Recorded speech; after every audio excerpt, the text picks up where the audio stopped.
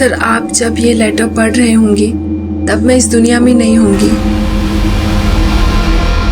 उस दिन पूरा देश होली के रंगों के साथ जश्न मना रहा होगा, पर मैं जिंदगी के अंधेरों में खो चुकी होंगी।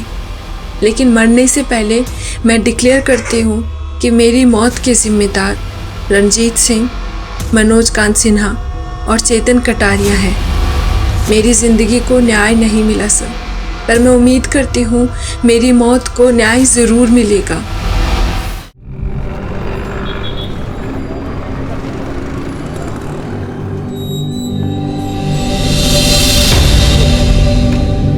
आओ, मैं तो छोड़ देता हूँ, तुम्हारा किराया बच जाएगा। जीजू, मुझे जाना है वसंत विहार और आप जाते हो करोल बाग। मुझे ड्रॉप करने गए ना तो आपका 1 लीटर पेट्रोल वेस्ट हो जाएगा। सो अच्छा है कि मैं ऑटो से चली जाऊँ। और देखो, ऑटो भी आ गया। ऑटो, अरे ऑटो। जीजू, thanks and bye.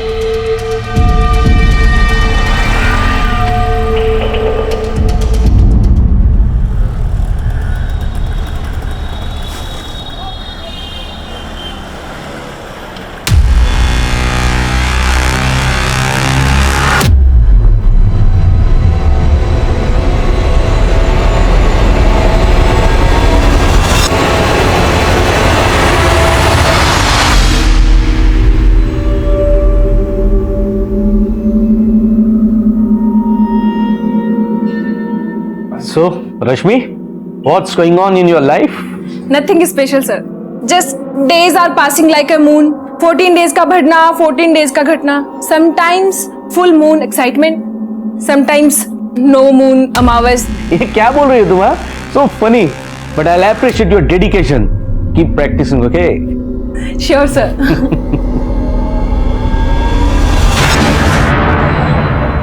One second, sir. Yeah, sure.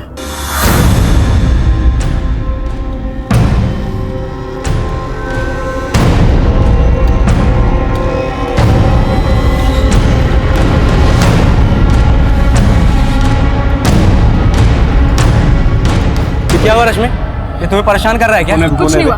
कौन है तू? विजय, छोड़ो उसे। मैंने कितनी बार तुमसे कहा कि मेरे मामले में टांग मत अड़ाया करो।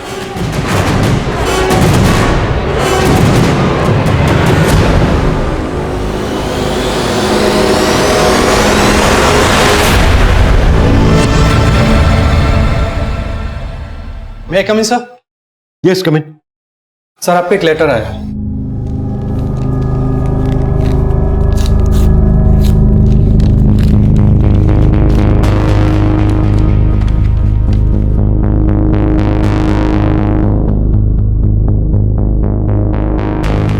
ये लेटर रश्मि नाम की एक लड़की ने लिखा है।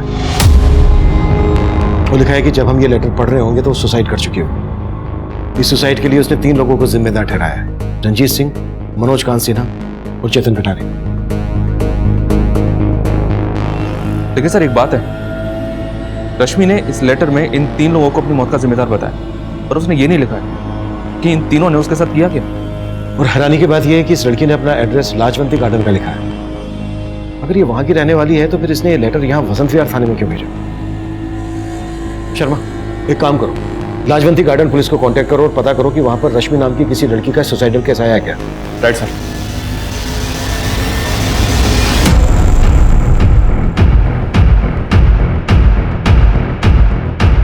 सुमन, तो ठीक तो है ना? नाम मेरी बच्ची। सुमन बेटा, रश्मि का कुछ पता चला? अरे भाड़ में गई रश्मि। उसने इतना सब कुछ किया और तू सुमन का हालचाल पूछने के बजाय रश्मि रश्मि कर रही है। धनाज जी, रश्मि की हरकत की वजह से हम बेहद शर्मिंदा है। माफी मांगते हैं आपसे। आप ऐसी बात कर रहे हैं आप? उसके लिए आप माफी क्यों मांग रहे हैं? उसने जो कुछ किया गलत किया, एकदम गलत किया। तो भगवान का शुक्र है कि सुमन को कुछ नहीं हुआ, वो सही सलामत है।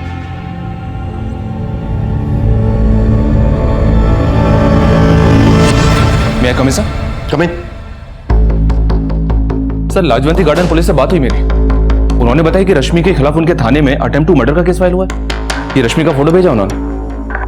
Attempt to murder? जी हाँ सर। अच्छा, रश्मि इसी एड्रेस पे रह रही थी जो इस लेटर में मेंशन है? जी हाँ सर, कंफर्म किया मैंने।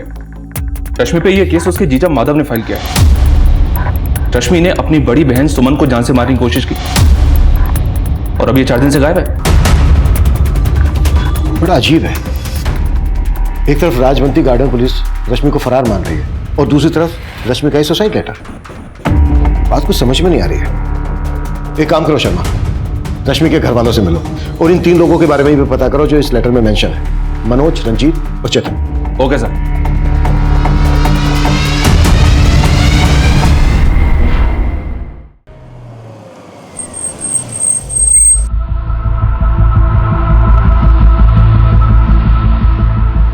देखिए, भले ही आपने रश्मि के खिलाफ अटेम्प्ट टू मर्डर और चोरी का केस फाइल किया, पर उसने हमारे वसंत विहार थाने में एक लेटर भेजा है। ये देखिए, इसमें लिखा है कि किसी रंजीत, मनोज और चेतन ने उसके खिलाफ कुछ गलत किया है और इसी वजह से उसने आत्महत्या कर ली है। क्या? आत्महत्या? नहीं साहब, मेरी बेटी ऐसा कभी नहीं कर सकती। उसने जो किया वो कम नहीं है। पहले तो अपनी बहन को जख्मी करके भाग गई और अब ये चिट्ठी लिखकर खुद को बचाने की कोशिश कर रही है। आप रश्मि के क्या लगते हैं? सर मेरे मम्मी पापा हैं। ये भी आपके साथ यहाँ रहते हैं? नहीं सर, ये आज ही गांव से है। और आपको? मेरे हस्बैंड। जी। तो आप सब मानते हैं कि रश्मि ने आपको जान से मारने की कोशिश की और ये जो लेटर उसने हमें भेजा है तो उसकी कोई चाल है? सर हमें नहीं पता कि उस लड़की के मन में क्या चल रहा है, लेकिन उसने हम लोगों के साथ कभी भी अच्छा नहीं किया। मम्मी पापा के साथ रोहतक में रहती थी तो उन लोगों को तंग करके रखा था। मम्मी पापा ने उसे यहाँ भेजा तो छी, शर्म आती है मुझे उसे अपनी बहन कहते हुए। और सुमन जी, रश्मि ने आपको जान से मारने की कोशिश क्यों की? मेरा मतलब, क्या रश्मि का आपके साथ कोई झगड़ा हुआ था?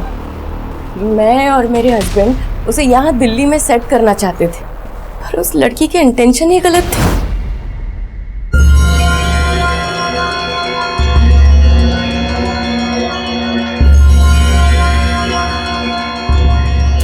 अरे क्या जीजू, आप भी टीवी के साथ सर क्यों खपा रहे हैं? चलिए ना, कुछ बातें करते हैं। रश्मि रिमोट दो। नहीं, तो रिमोट दो ना रश्मि।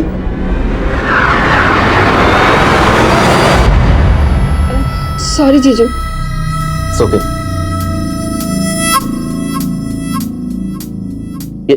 ये क्या कर रही हो तुम? अरे जीजू, आप भी बहुत शर्मीले हैं। मुझे पता है कि आप मुझे लाइक करते हैं, लेकिन घबराइए मत, दीदी भी घर पर नहीं है and I won't mind. Stop it. Rashmi क्या बदतमीजी है? अपनी हद में रहा करो तुम। जीजू? और सर उसके बाद मैंने सुमन को फोन करके घर बुलाया और सब कुछ बता दिया। मुझे अपने घर में रहने की जगह दी और तू मेरा ही घर तोड़ रही है।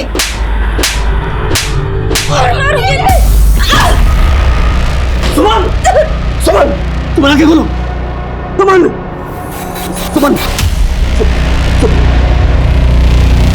एक्चुअली उसे सुमन की बिल्कुल पड़ी नहीं थी और उस घटना के बाद वो घर भी वापस नहीं आई। मैं तो पुलिस में कंप्लेन नहीं करना चाहता था, लेकिन जब सुमन को लेकर हॉस्पिटल गया तो वहाँ इसका केस देकर उन्होंने खुद ही पुलिस को बुला लिया। उसके बाद मालूम पड़ा सर वो फोन बंद करके गायब हो गई। सर वो लड़की सुसाइड करने वालों में से नहीं है, वो शायद डर गई है। और ये लेटर आपको लिखकर पता नहीं क्या साबित करना चाहती है।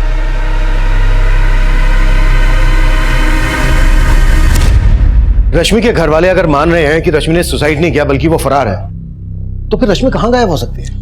सर, लाजवंती गार्डन पुलिस को फिलहाल रश्मि से जुड़ा कोई क्लू तो नहीं मिला है, पर एक इन्फॉर्मेशन मिली है। उनका कहना है कि रश्मि को आखिरी बार उसके सलून की को वर्कर निशा के साथ देखा गया। सलून? रश्मि सलून में काम करती थी? जी हाँ सर, और ये सलून यहाँ वसंत विहार में ही है। वो वहां भी कई दिनों से नहीं गई है। मैं कमिंग सर। सर, लाजवंती गार्डन पुलिस से एक नया अपडेट मिला है। नोएडा पुलिस ने उनसे अभी अभी कांटेक्ट किया था। दरअसल नोएडा पुलिस को 5 दिन पहले एक लड़की की लाश मिली थी। सर, लाश डिकम्पोज थी। पहले पुलिस को लाश के पास कुछ भी नहीं मिला था, लेकिन बाद में नोएडा पुलिस को वो तालाब के पास एक पर्स मिला था। उस पर्स में रश्मि की आईडी थी। इसका मतलब वो लाश रश्मि की हो सकती है। सर, हमने जब इस लड़की का पोस्टमार्टम करवाया तो हमें यह पता चला कि इसकी मौत तकरीबन 5 दिन पहले लंग्स में पानी भरने की वजह से हो गई थी। यानी कि 25 फरवरी को। और हमें वो लेटर भी 25 फरवरी को ही पोस्ट किया गया था। पोस्टमार्टम रिपोर्ट से और कुछ पता चला? हाँ सर, बहुत ही ब्रूटल रेप है सर। लड़की के प्राइवेट पार्ट्स पे इंजरी के कई मार्क्स मिले। लेकिन लाश पानी में होने की वजह से बॉडी से हमें कोई डीएनए सैंपल नहीं मिला सर। उस लेटर में 3 लोगों का नाम मेंशन किया गया है, मनोज, रंजीत और चेतन। हो सकता है उन तीनों ने ही रश्मि का रेप किया हो, लेकिन रश्मि के घर वाले इस लेटर पर भरोसा नहीं कर रहे हैं। सर ये चक्कर हमें भी समझ में नहीं आ रहा, क्योंकि उसके घर वालों में से कोई भी लाश की शिनाख्त करने नहीं आया। उनका ये कहना है कि रश्मि से उनका अब कोई लेना देना नहीं है। What? एक बात और गौर करने वाली है, रश्मि रहती थी लाजवंती गार्डन में, उसका ऑफिस था वसंत विहार में, और उसकी लाश मिली नोएडा में, जबकि उसने लेटर पोस्ट किया वसंत विहार थाने में। इसका मतलब यह है कि रश्मि ने यह तो डिसाइड कर लिया था कि उसे सुसाइड करना है, लेकिन रश्मि सुसाइड करने यहां नोएडा क्यों आएगी? रश्मि का वो खत, रश्मि के साथ हुई दरिंदगी और उसकी संदिग्ध मौत के कई राज छुपाए हुए थे। मीडिया ने भी इस केस को काफी सनसनीखेज बना दिया था, क्योंकि रश्मि का रेप हुआ था, और रेप जैसी दुखद घटनाएं हमारे देश और समाज में हमेशा एक संजीदा मुद्दा रहा है। आज के वक्त में रेप जैसे घिनौने अपराध आए दिन हो रहे हैं, और पुलिस को अब फिर उस लेटर की सच्चाई पे शक है। पुलिस कश्मकश में है कि नोएडा में मिली लड़की की लाश वाकई रश्मि की थी या किसी और की।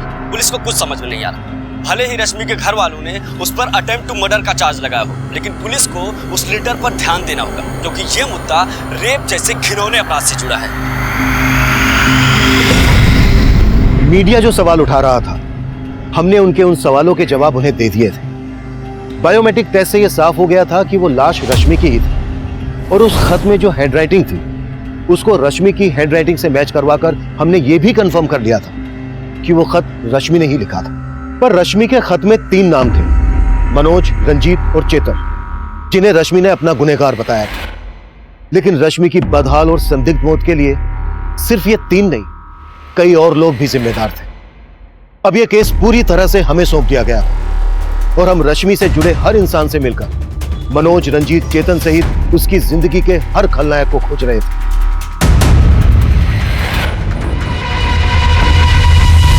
हमें पता चला है घर से भागने के बाद रश्मि तुम्हारे घर पर आई थी। हाँ सर, रश्मि मेरे घर आई थी। वो घर से भागी नहीं थी सर, उसकी दीदी ने उसको घर से बाहर निकाल दिया था।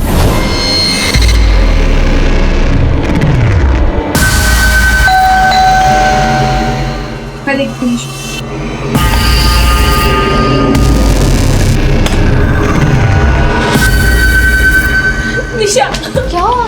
क्या हुआ रश्मि? क्या हुआ? क्या हुआ बता तो सर। रश्मि, आज सैलून का ऑफ था, दीदी घर पे नहीं थी, तो जीजू जानबूझकर घर जल्दी आ गए और उन्होंने मेरे साथ। जीजू आपकी कॉफी। अरे जीजू, जीजू क्या कर रहे हैं आप? डरने की जरूरत नहीं है, देख तेरी दीदी भी घर पे नहीं है। आई ऑन माय लेट। हटे जीजू, अपने हद में रहे, समझे? सर उसका जीजा बहुत बुरा है, और वो तो उसके घर में रहना भी नहीं चाहती थी।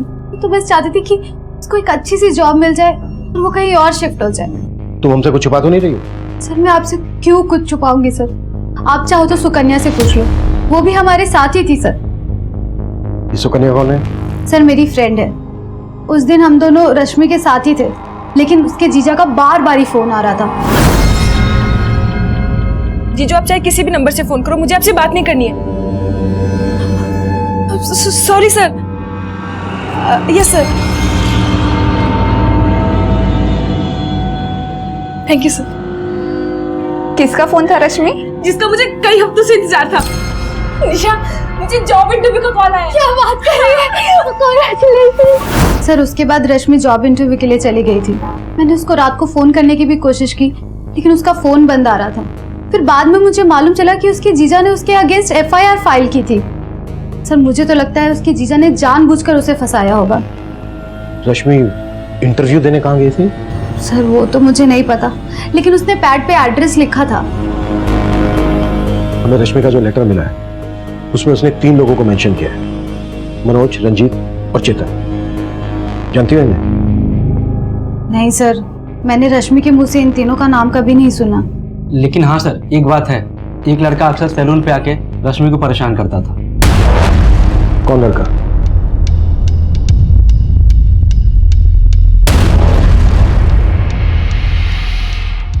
ये जो लड़का CCTV में दिखा है, हो सकता है मनोज, रंजीत और चेतन में से ही कोई हो। इस लड़के के बारे में पता करो और रश्मि के जीजा की भी कुंडली निकालो। हो सकता है रश्मि पर उसकी गंदी नजर और रश्मि के कॉल रिकॉर्ड्स में मौजूद हर नंबर को इन्वेस्टिगेट करो। Right sir. रश्मि रेप और मर्डर केस में पुलिस इन तीनों लोगों को ढूंढ रही है जिनका नाम लेटर में लिखा था, जो रश्मि ने सुसाइड से पहले पुलिस को भेजा था। लेकिन पुलिस अब भी उन तीनों लोगों का नाम मीडिया में डिस्क्लोज करने से मना कर रही है। सुमन, हो सकता है तुम्हें कोई गलतफहमी हो रही है। रश्मि इतनी बुरी नहीं है जितना कि तुम लोग उसे बना रहे हो। मम्मी क्या कहना चाहती हैं? माधव बुरे हैं? अरे अपने आंखों पर से रश्मि के नाम की पट्टी हटाइए। वो ऐसी ही थी, तभी उसके साथ रेप हुआ है। अगर सही समय पर उसे संभाल लिया होता ना तो ये नहीं होता।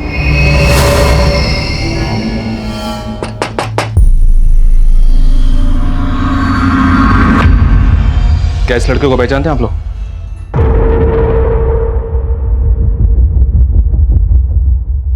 ये तो आदित्य है। आदित्य कौन? साहब ये रोहतक में रहता था।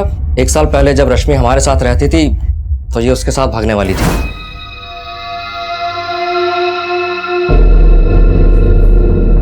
रश्मि, क्या कर रही थी तुम? भाग रही थी यहाँ से? चल मैं बताता तेरे को, मैं चल बताता मुझे। उसके बाद रश्मि को हमने यहाँ भेज दिया, लेकिन यहाँ तो उसने हमें हमारी ही बेटी और दामाद की नजरों से गिरा दिया था। लेकिन रश्मि के दोस्तों से तो मैं इसका उल्टा सुनने को मिल रहा है। सर, रश्मि के दोस्तों से आप वही सुनेंगे जो रश्मि ने उन्हें पढ़ाया है। ना ही वो लड़की किसी भरोसे की है और ना ही उसका ये दोस्त आदित्य।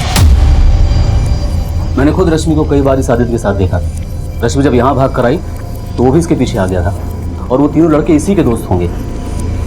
तो रश्मि तो बिना सोचे समझे किसी से भी दोस्ती कर लेती थी। मैं कम इन सर? यस कम इन। सर मैंने रश्मि के कॉल रिकॉर्ड्स चेक किए।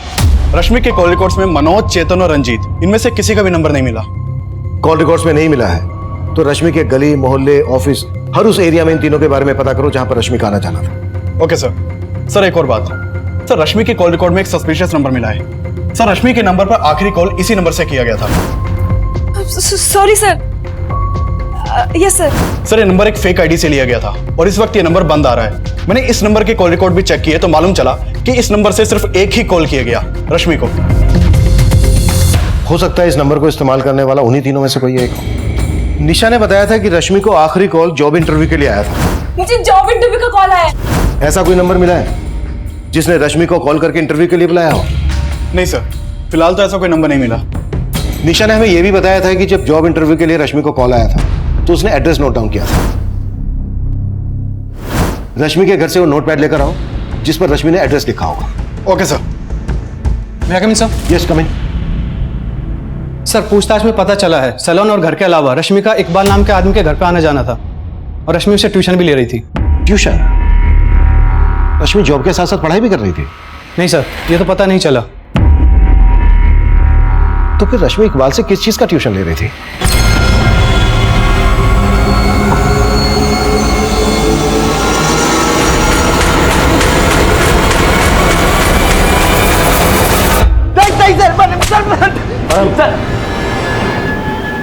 चलो जा सर मैं किसी चेतन, मनोज, रंजीत को नहीं जानता हूं सर।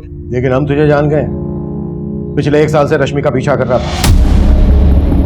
अब अगर एक भी छूट पड़ा ना तो हमसे पीछा नहीं छुड़ा पाएगा। मैंने सर रश्मि के साथ कुछ भी नहीं किया सर। सर मैं तो रश्मि से प्यार करता था सर। सर 1 साल पहले हम लोग भाग के जा रहे थे सर। हमने प्लान भी बना लिया था, लेकिन सर मेरे पेरेंट्स की वजह से मैं नहीं जा पाया था सर, और इसी वजह से सर रश्मि मुझसे नाराज थी सर। मैं तो सिर्फ रश्मि को मनाने की कोशिश कर रहा था सर। वो नहीं मानी तो उसके साथ ये कांड कर दिया। अब ये बोल, तेरे इस कांड में उन 3 लड़कों का क्या रोल था? सर मैं नहीं जानता हूँ सर, मैं किसी लड़के को नहीं पहचानता हूँ सर। सर मुझे लगता है सर इसमें उस विजय का हाथ होगा सर। विजय? सर वो लड़का कम नहीं था सर। 1 साल से रश्मि पे जबरदस्ती लाइन मारने की कोशिश कर रहा था। रश्मि प्लीज मेरी बात तो सुन लो। मुझे तुमसे कोई बात नहीं करनी है। क्यों बात नहीं करनी है? आदित्य मुझे कोई बात। परेशान करता है इसको। है कौन तू? छोड़ो। लेकिन तुम्हें बार बार परेशान करता है ये। तुम्हारा इरादा भी जानती हूँ मैं। अगर ये मेरा पीछा कर रहा था तो तुम क्या कर रहे थे यहाँ पे? दोनों बख्श दो मुझे। यूँ आगे पीछे मंडराना बंद करो। सर जितना मैं रश्मि को जानता हूँ सर, वो सुसाइड नहीं कर सकती। वो लड़के, वो लेटर, सब में विजय का हाथ होगा सर। कहानी अच्छी है तेरी, लेकिन तेरी इस कहानी का खलनायक तू है कि विजय, ये हम तुझे बताएंगे।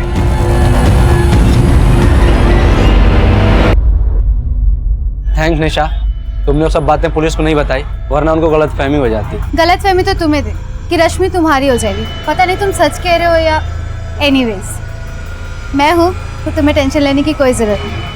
I am always with you.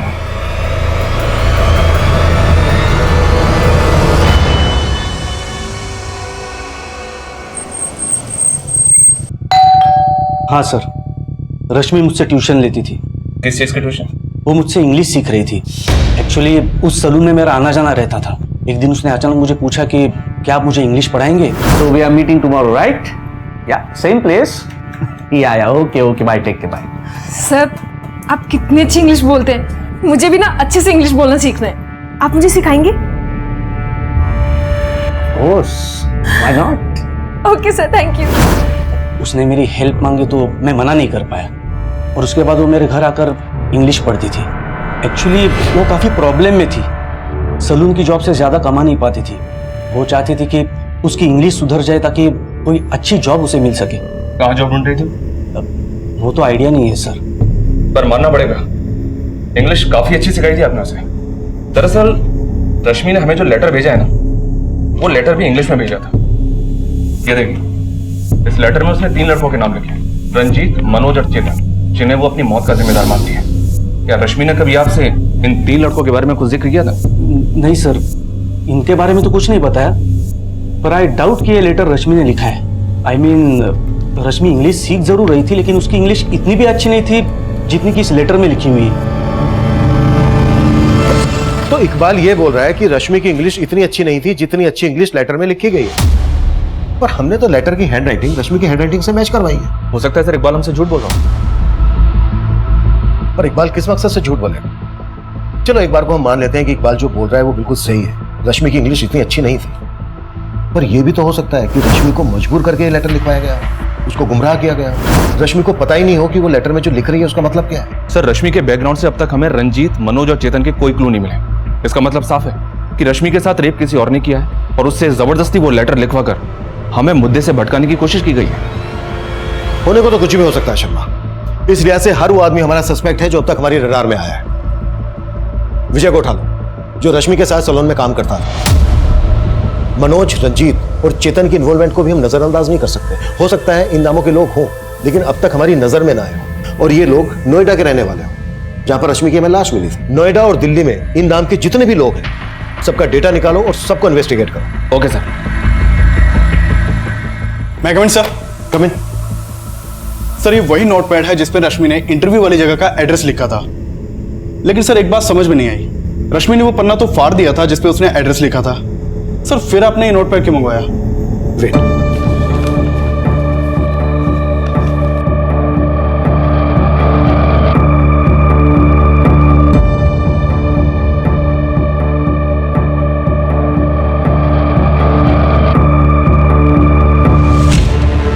Prashant tower, Vasant Kunj, C block. अब समझ में आया नोटपैड मैंने क्यों मंगवाया था?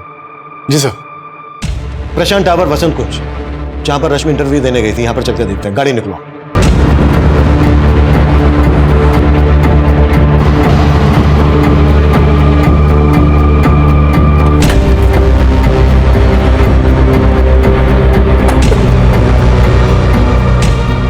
सर ये प्रशांत टावर तो अंडर कंस्ट्रक्शन साइट है, यहाँ कोई इंटरव्यू के लिए कैसे आ सकता है? पर किसी को यहाँ रेप और मर्डर करने के लिए तो लाया जा सकता है।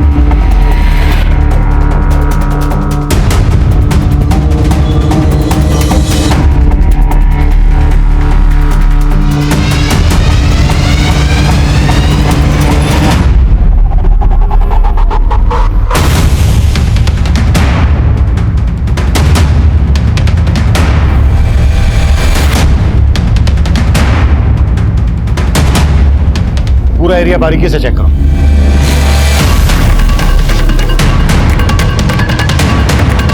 Sir, button. यहाँ जरूर कोई कांड हुआ है। अभिषेक सर, फॉरेंसिक टीम बुलाओ तुरंत और पता करो ये जगह किसकी है और यहाँ किन किन लोगों का आना जाना है। सर। हाँ सर, मैं मानता हूँ कि मैं रश्मि को पसंद करता था, लेकिन ऐसा मैंने कुछ भी नहीं किया है। हम भी मानते हैं कि सबसे पहले तूने हमें आदित्य के बारे में बताया था, लेकिन तूने ये नहीं बताया था कि सिर्फ आदित्य का और रश्मि का ही नहीं, बल्कि तेरा और आदित्य का भी झगड़ा था। नहीं सर, आदित्य से मेरा कोई झगड़ा नहीं था। मैं उस लड़के से सिर्फ रश्मि को प्रोटेक्ट करने की कोशिश करता था। लेकिन अब तुझे हमसे कोई प्रोटेक्ट नहीं कर पाएगा। देख विजय, बोल दे, रश्मि ने वो सुसाइड लेटर क्यों लिखा था और लेटर में लिखे रंजीत, मनोज और चेतन के साथ तेरा क्या कनेक्शन है? चल बोल। भगवान कसम सर, मेरा किसी के साथ कोई कनेक्शन नहीं, लेकिन हाँ, रंजीत नाम के एक आदमी को मैं जानता हूँ, इसे रश्मि भी जानती थी। किसकी बात कर रहे तू? सर, हमारे सैलून के पास में रंजीत की शॉप है। तो उस रंजीत के बारे में तूने हमें पहले क्यों नहीं बताया? क्योंकि सर, हम लोग उसे रिंकू नाम से बुलाते थे, लेकिन कल ही मुझे पता चला कि उसका पूरा नाम रंजीत है। सर, ये पास की बिल्डिंग का गार्ड है। इसका कहना है कुछ दिन पहले इस बिल्डिंग में एक सिक्योरिटी गार्ड ड्यूटी पर था। हाँ साहब, सुनील नाम है साहब उसका। कई दिनों से वो दिखाई भी नहीं दे रहा। मैंने उसको फ़ोन भी लगाया, लेकिन फ़ोन बंद आ रहा है साहब। उस गार्ड का नंबर ले लो इससे। अभिषेक सर, उस गार्ड सुनील की कुंडली निकालो। वो कहाँ का है, कहाँ गायब है? हो सकता है यहाँ हुए कांड में उसका हाथ हो, इसलिए गायब है। सर, अबे जो पूछा उसका जवाब दे, बोल। साहब, मेरा नाम रंजीत है, तो क्या मैं क्रिमिनल हो गया? साहब, वो लड़का मुझे बेकार में ही फंसा रहा है। उसको जाने दे। तू ये बता कि मनोज और चेतन से तेरा क्या कनेक्शन है? क्या लगते हैं तेरे? हाँ सर, मनोज तो मेरे मामा का नाम है, और जैसा आप सोच रहे हैं वैसा कुछ भी नहीं है। अगर कुछ नहीं है तो ठीक है, लेकिन हमें बाद में पता चला ना कि तूने अपने मामा और किसी चेतन के साथ मिलकर कांड किया है, तो फिर बोलने के लायक नहीं रहेगा, वो कुटाई होगी तेरी। अरे भैया जी, कैसे भी करके कल का टिकट करवा दीजिए, चाहे 2-3 हजार ज्यादा ले लेना, पर टिकट जरूर करवाओ। हाँ। पापा कहाँ जा रहे हैं? कुछ दिन और रुक जाइए ना। नहीं बेटा, अब मेरा यहाँ से जाना ही सही है, पर मुझे इस बात की खुशी है कि तुमने रश्मि की बातों को भुला दिया। अरे छोड़िए पापा जी इस बात, जो हुआ सो हुआ, भूल जाइए।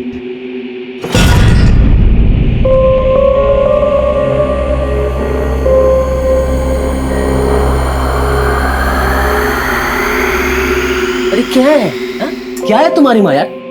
जब देखो घूरती रहती है। सच बता रहा हूँ, अगर मेरा दिमाग खराब हो गया ना तो कसम से बता रहा हूँ। क्या खराब हो जाएगा तुम्हारा दिमाग? क्या खराब हो जाएगा?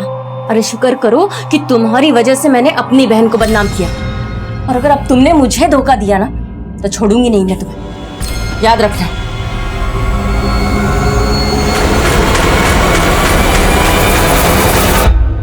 सर, ये प्रशांत टावर के सिक्योरिटी गार्ड सुनील की फोटो है। सर, सुनील के मोबाइल नंबर के सर्विस प्रोवाइडर से इसका फोटो मिला है। सुनील गोविंदपुरी का रहने वाला, लेकिन इसके घर पे ताला लगा है और पिछले 1 हफ्ते से इसका नंबर भी बंद है। सर, सुनील के कॉल कोड में किसी मनोज, चेतन या रंजीत का नंबर नहीं मिला। ये बिना किसी वजह के तो गायब होगा नहीं। इस सुनील का लुकआउट नोटिस जारी करो और इसका पूरा बैकग्राउंड खंगालो।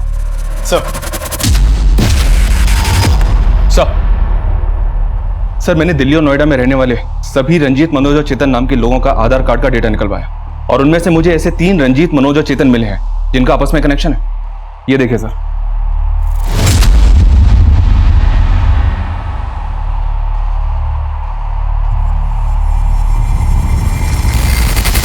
सर, ये तीनों हिस्ट्री शीटर है।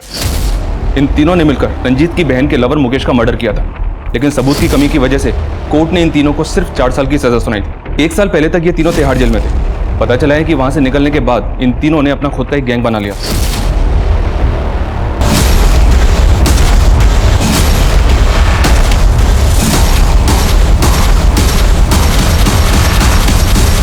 सर, ये तीनों इलीगल आर्म्स डीलिंग के धंधे से जुड़े हैं। नोएडा, गाजियाबाद और मेरठ में अपना धंधा करते हैं और काफी टाइम से अंडरग्राउंड है। और रश्मि की लाश मिली थी हमें नोएडा में। हो सकता है इन तीनों की रश्मि पर गंदी नजर रही हो और इन तीनों ने ही रश्मि का रेप किया। अपने खबरियों को अलर्ट करो, इन तीनों की एक-एक डिटेल निकालो। ये तीनों मुझे जल्द से जल्द अंदर चाहिए। Okay sir. भैया कमिन सर। कमिन। सर, अभी रश्मि की माँ का फोन आया था। उसने रश्मि के जीजा से जुड़ी कई बातें बताई। हमने उसकी कॉल डिटेल्स चेक की, उसमें 2 से 3 प्रोस्टिट्यूट के नंबर्स भी मिले हैं। अरे साहब, मैंने किया क्या था? मुझे मार क्यों रहा था? आखिर मैंने किया क्या साहब?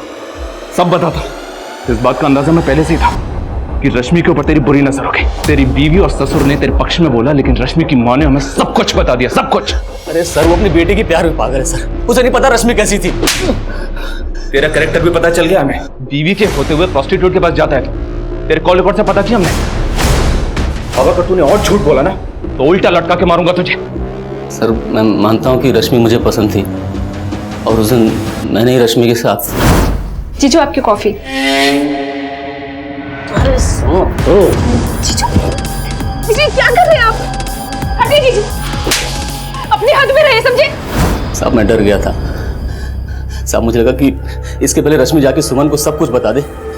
मैंने ही सुमन से जाके झूठ बोल दिया कि रश्मि ने मेरे साथ।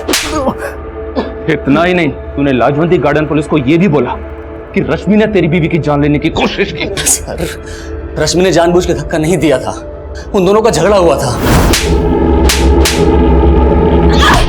और उसके बाद रश्मि का रेप हुआ। शायद तूने ही उसे मजबूर किया सुसाइड करने के लिए, या उसका मर्डर किया? ये सर मैं क्यों करूंगा ऐसा साहब? तो रंजीत, मनोज और चेतन से करवाया तूने? बोल। साहब मैं इन तीनों को जानता तक नहीं। कह रहा हूं कि मैंने कुछ नहीं किया, मुझे जितना पता था मैंने आपको सब कुछ बता दिया साहब। साहब मेरा विश्वास कीजिए। रश्मि का जीजा माधव इस केस का शातिर खिलाड़ी था जो कुछ भी कर सकता था, लेकिन अब तक माधव अपने इस बयान पर अडिग था कि रश्मि की हुई संदिग्ध मौत और रेप में उसका कोई हाथ नहीं है। माधव के अलावा आदित्य और विजय भी हमारी रडार पर थे। वहीं दूसरी तरफ अंडर कंस्ट्रक्शन बिल्डिंग प्रशांत टावर के गार्ड सुनील की भी हमें तलाश थी, और तभी हमें मनोज, रंजीत और चेतन नाम के 3 गुंडों का पता चला, और उन्हें ढूंढने के लिए हमने अपना खबरी नेटवर्क तुरंत एक्टिव कर दिया। क्या ये वही गुंडे थे जिनके बारे में उस खत में लिखा गया था? क्या ये वाकई में रश्मि के गुनहगार थे, या फिर इनके नाम का इस्तेमाल करके कोई बड़ा खेल खेला जा रहा था? ये कुछ ऐसे सवाल थे जो इस केस में उठ रहे थे, और हर मोड़ पर एक नया खुलासा हो रहा था। सर ये रश्मि का ट्यूशन टीचर इकबाल तो बहुत पहुंची चीज निकला। ये एक हाई प्रोफाइल फिल्म पे है। इसके कॉल रिकॉर्ड्स में कई सारी लड़कियों के नंबर हैं जिन्हें ये एस्कॉर्ट बना के अपने कई सारे क्लाइंट्स के पास भेजता है। बैठ सर आपको जरूर कोई गलत फहमी हुई, ये सब काम मैं नहीं करता हूँ। तू जो करता है ना बेटा, उसके पक्के सबूत जुटा लिए हमने। जो लड़कियां तू तेरे क्लाइंट्स के पास भेजता है ना एस्कॉर्ट बना के, उनके बयान भी लिए हमने। अब बोल, रश्मि को भी इसी धंधे में डाल रखा था ना तूने? नहीं सर, मैंने रश्मि को इस धंधे में नहीं डाला है। लेकिन ये बात सच है कि रश्मि को एस्कॉर्ट बनाने के लिए मैं उसे इंग्लिश की ट्रेनिंग दे रहा था।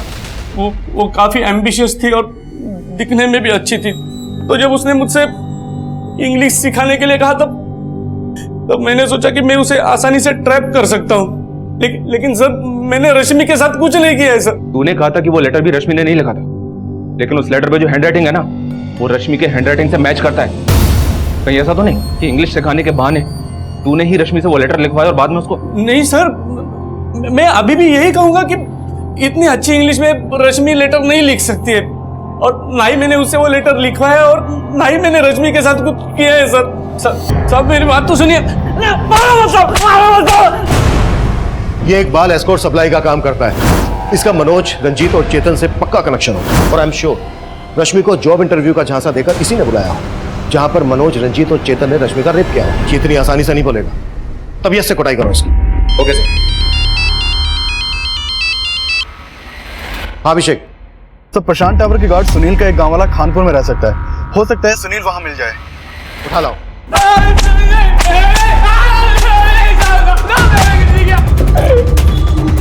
चल हो जा शुरू।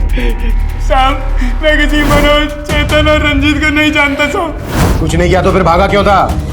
न्यूज पढ़ा था इसका रेप हुआ, और 4 दिन पहले वो हमारी बिल्डिंग में आई थी, तो साहब मैं डर गया इसलिए भाग गया था साहब। तू भागा इसलिए था क्योंकि उसके रेप में तू भी इन्वॉल्व है? साहब मैंने कुछ नहीं किया साहब। वो लड़का है, वो उसने कुछ किया होगा साहब। उसको कौन लड़का? साहब उसको मैं नहीं जानता साहब। वो 2 दिन पहले ही मुझे मिला था साहब। उस लड़के ने मुझे पैसे दिए थे और बोला था वो लड़की लेके आएगा, तो साहब मैं लालच में आ गया और मैंने हाँ कर दिया, और अगले दिन ही साहब वो वहां पर आया और उसके साथ एक लड़की और एक लड़का था साहब। वो दोनों लड़के इनमें से कौन थे? इकबाल, विजय,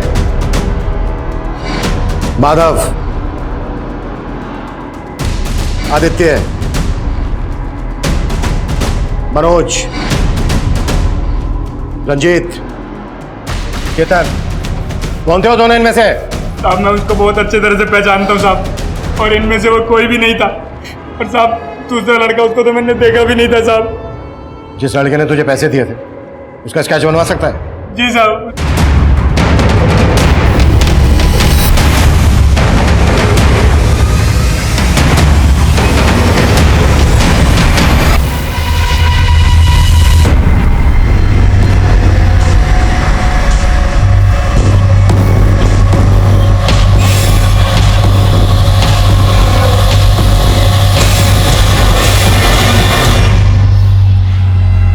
इस केस में एक के बाद एक नया चेहरा सामने आ रहा है। समझ में नहीं आ रहा है कि रश्मि इस आदमी के साथ प्रशांत टावर में गई क्यों।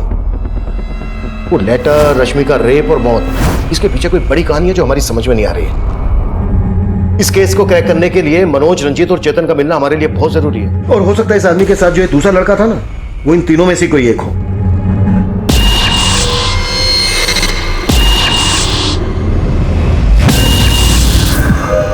बोल भाई, अभी क्या करने का है?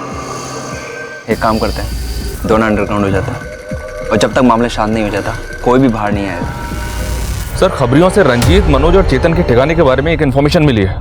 फील्डिंग लगा दो शर्मा, तीनों बचने नहीं चाहिए। ठीक है सर।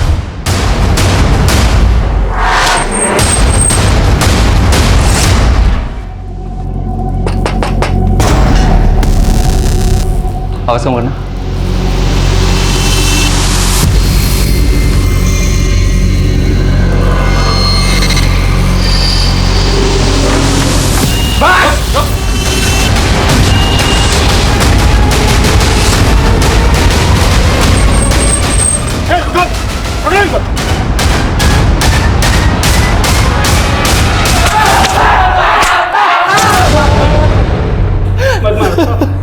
साहब हम मान 2 नंबर के काम करते हैं, लेकिन हमने किसी रश्मि को नहीं मारा। हम तो जानते तक नहीं उस लड़की को। हाँ साहब, जब से मीडिया में हमारा नाम उछला है हम खुद परेशान हैं। आखिर उस लड़की ने अपने खत में हमारा नाम क्यों लिखा? देखो, अब तुम यहां से बाहर नहीं जाने वाले हो, इसलिए जो भी सच है बोल दो। हम कह रहे हैं ना, हमने कुछ नहीं किया उस लड़की के साथ। सिर्फ तुम लोगों ने नहीं, बल्कि ये भी था तुम लोगों के साथ। कौन है? साहब, ये तो मयंक है साहब। तो जानते हो उसको? क्या क्या किया इसके साथ मिलकर? साहब, हम इससे क्यों मिलेंगे? ये तो हमारा दुश्मन है। हाँ साहब, इसके साथ तो हमारा 36 का आंकड़ा है। पक्का इसी ने हमारा नाम उछाला होगा इस केस में। जब तक ये सच ना हुए तब ऐसे क्रैक करेंगे। तो इन सबको बहुत ऊपर नीचे किया, लेकिन सबके सब वहीं अटके हुए हैं। सर, मैंने इस मयंक की कुंडली निकाली। ये भी हिस्ट्री शीटर है और ये भी इलीगल आर्म्स लेने के धंधे में है। और ये भी सच है सर कि मयंक इन तीनों का कट्टर दुश्मन है। Police control room. हाँ जी, बोलिए।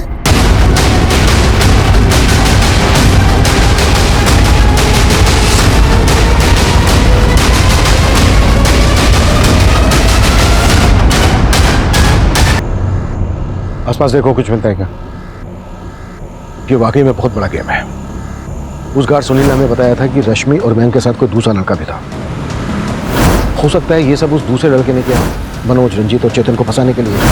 और वो दूसरा लड़का कौन हो सकता है सर? इकबाल, विजय, माधव और आदित्य हमारे सस्पेक्ट हैं। हो सकता है वो इन्हीं में से कोई हो, या फिर मनोज, रंजीत और चेतन ने हमें यहाँ भेजकर कोई चाल चली है।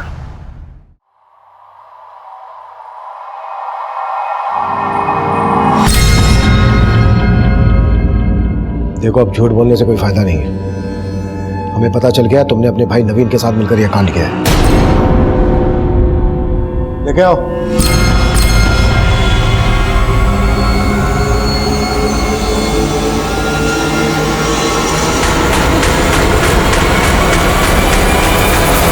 तो अपने कॉलेज के एक लड़के के अटेम्प्ट टू मर्डर केस में सजा काट चुका है। हमें जहां मयंक की लाश मिली वहां तेरा फोन एक्टिव था। अब तू ये बोल, तूने ये क्यों और किस मकसद से किया? बोले। वो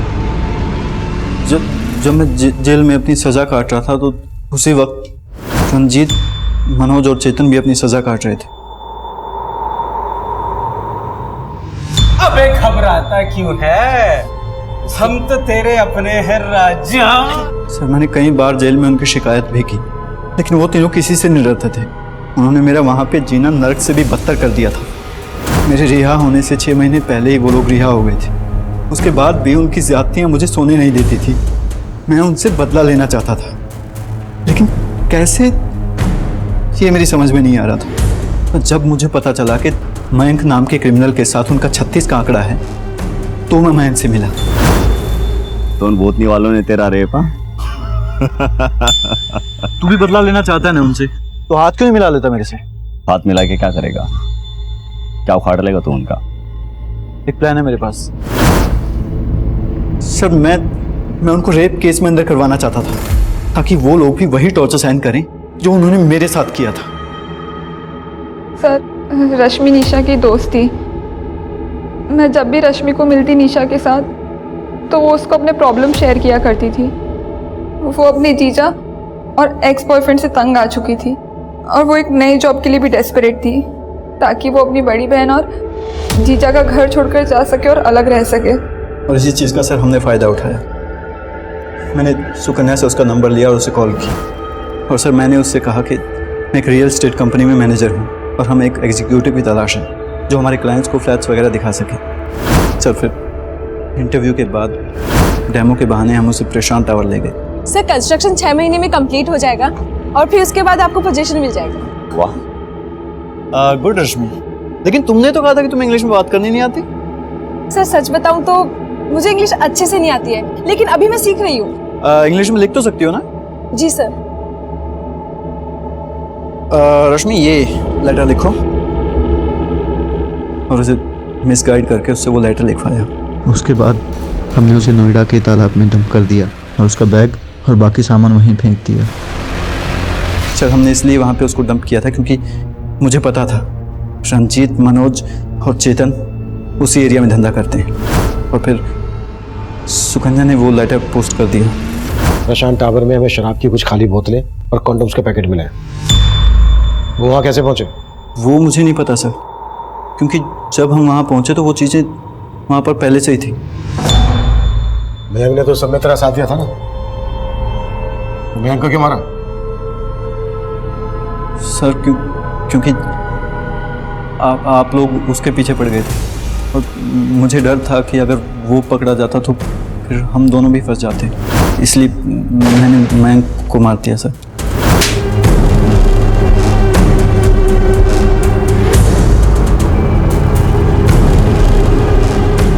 निशा रश्मि की हमदर्द थी। रश्मि निशा के साथ अपनी सारी परेशानियां शेयर करती थी, लेकिन उसकी इन परेशानियों का फायदा उठाकर सुकन्या ने अपने क्रिमिनल भाई के साथ मिलकर उसके साथ इतना बड़ा छल किया कि उसके सारे सपने, सारी उम्मीदें उसकी मौत के साथ धराशायी हो गई। एक लड़की ने अपने क्रिमिनल भाई का बदला लेने के लिए रश्मि को मोहरा बनाया। वहीं रश्मि की सगी बहन ने अपने पति की घिनौनी हरकतों का साथ देकर रश्मि को एकदम से पराया कर दिया। रश्मि को पहले से ही माधव के जुल्मों की दस्तक मिल रही थी। अगर उसने अपने दोस्तों के साथ साथ पुलिस से भी अपना दर्द शेयर किया होता तो शायद उसको इस तरह से मोहरा नहीं बनाया गया होता। अब मैं सीनियर इंस्पेक्टर अभिमन्यु जिंदल आप लोगों से विदा लेता हूं। आपसे फिर मुलाकात होगी एक नए केस के साथ। देखते रहिए क्राइम पेट्रोल दस्तक। मकसद बताना नहीं, बचाना है।